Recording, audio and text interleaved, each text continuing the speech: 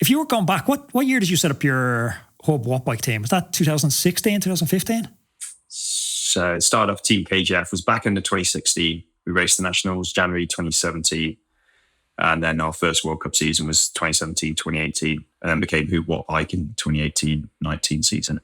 Like, that was insane. That was such a cool David versus Goliath story. Like, for anyone that didn't follow, like, it's worth going back to trace the evolution of that team and, you know, the shoestring budget you guys were on and the times you were putting down and beating, like, it properly was David versus Goliath. Like, you were coming up against the GB track squad and you're handing it to them. Like, but here's my question with that one. If you were to go back now with the benefit of, you know, bones of a decade of experience training and racing yourself at the highest level and your aerodynamic experience, what would you change with that team now in the setup?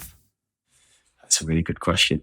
I mean, more money would have always been helpful. So to give clarity, so our first year, our entire budget was £16,000. And that was registering the team, living. So this is accommodation, food, travel, logistics, equipment, training for a whole team of 16 grand. It was actually ridiculous. We were literally living in slums in the back end of Derby, like as poor students. It's brilliant.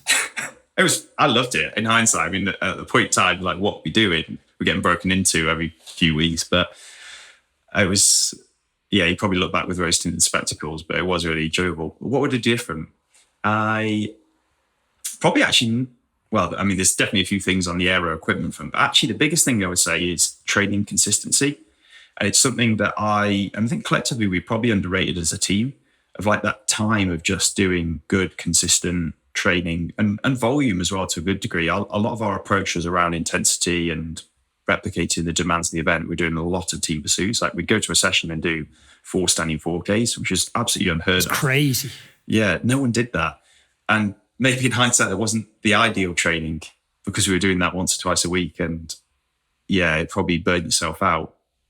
So yeah, I would lean towards just the training consistency and getting the volume in because that's where the long-term improvements come. And that's one of the reasons that I've progressed and been able to do things like the hour record because yes, my aerodynamics have improved, but physiologically I'm a better athlete than I was 6, 7, 8 years ago, whenever that was now.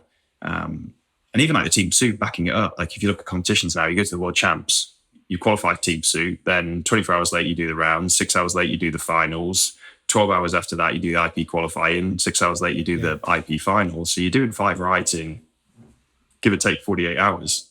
And that takes that durability, that time of just consistent training to really manage. And that's what I lacked in the early days. If you enjoyed this conversation, please click up here. There's another video I know that you're absolutely going to love. And click over here and subscribe to the channel so you don't miss any of our amazing upcoming guests.